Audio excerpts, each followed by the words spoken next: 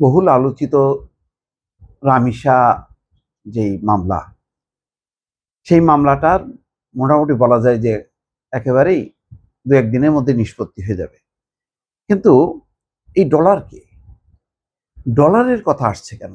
বারবার কিন্তু আপনারা দেখেছেন ভিডিওতে যে আসামি সোহেল বারবার বলতেছে যে মানে আমি একা দোষ করি নাই, ডলার করছে, ডলার ঘটনা ঘটাইছে, তাকে ধরেন।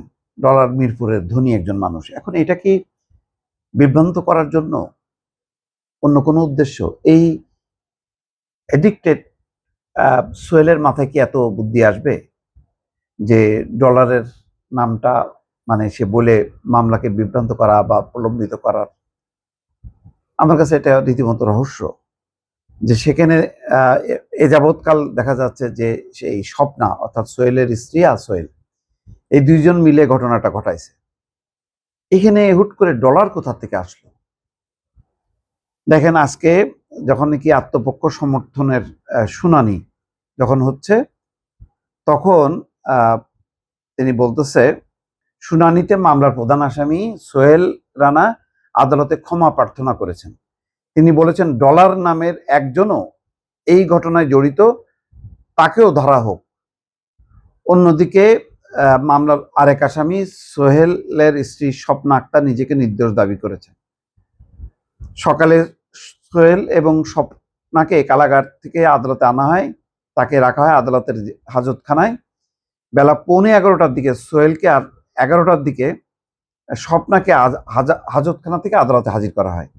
বেলা 11টা থেকে 11:10 এজলাসে আসেন বিচারক। এরপর বিচার কার্যক্রম শুরু হয়। আসামি সোহেলের উদ্দেশ্যে বিচারক বলেন এই মামলায় তার বিরুদ্ধে 16 জন সাক্ষ্য দিয়েছেন। এরপর আদালত সোহেলের বিরুদ্ধে আনা অভিযোগ এবং সাক্ষীদের সাক্ষ্য পড়ে শোনান। সোহেলের কোনো বক্তব্য আছে কিনা জানতে চান আদালত। কাঠগড়ায় দাঁড়িয়ে বলেন আমি নির্দোষ স্যার। কেমনে নির্দোষ হয় এটাও বুঝি না। আমার সাথে যে ডলার ছিল তারে আপনারা ধরেন, আমি দোষ করি নাই তা না, আমিও দোষ করেছি, ডলারও দোষ করেছে, আমারে মাফ করে দেন। আমার একটা ছোট সওয়াল আছে, যদি ছোট সওয়াল থেকে থাকে ছেলে, দুঃখজনক, কিন্তু এইসব লোকের তো আসলে অপরাধ এটার কারণে মানে ঢেকে যায় না। প্রথমে বলতেছে আমি নির্দোষ, আবার বলতেছে আমি দোষ করি নাই তা না, ডলারও করছে। তারপরে সোহেলের স্ত্রীর বিষয়ে বলতেছে যে আমার বউটা একদম নির্দোষ স্যার। পরে আদালত স্বপ্নার উদ্দেশ্যে বলছে, স্বপ্নাকে জিজ্ঞাসা করছে, সে বলছে আমি কিছু করি নাই, আমি নির্দোষ। তাইলে এই যে পল্লবীর একটি ভবনের 3তলা ফ্ল্যাট থেকে শিশুটির খণ্ডিত লাশ উদ্ধার করা হয়। ফ্ল্যাটটির বাসিন্দা সোহেল ঘটনার পর বাসার শৌচাগারের গ্রিল ভেঙে পালিয়ে যায়। বাসা থেকে তার স্ত্রীকে তখনই আটক করা হয়। আর সেদিন সন্ধ্যায় নারায়ণগঞ্জ ফতুল্লা থেকে সোহেলকে গ্রেপ্তার করা হয়।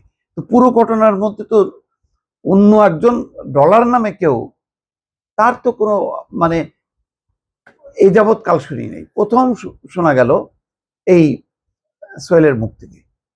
আসলে ডলারকে, ডলার নামের কারো কি কোনো অস্তিত্ব আছে, সংশ্লিষ্টতা আছে? এটা আমার জানার একটা বিরাট কৌতূহল। নিশ্চয়ই দর্শক আপনারাও বুঝতে পারছেন কেন বারবার ডলারের নামটা বলতেছে। এই এটার উদ্দেশ্যটা কি? মানে ডলার, ওই সোহেলের মাথায় কি এত বুদ্ধি থাকবে যে মামলাটাকে মানে কি বলে একটা জটিল করার জন্য ডলার নামের একজনকে এনে হাজির করলো? আসলে কি ডলার নামে কেউ আছে? এটা একটা রহস্য থেকে গেল দর্শক।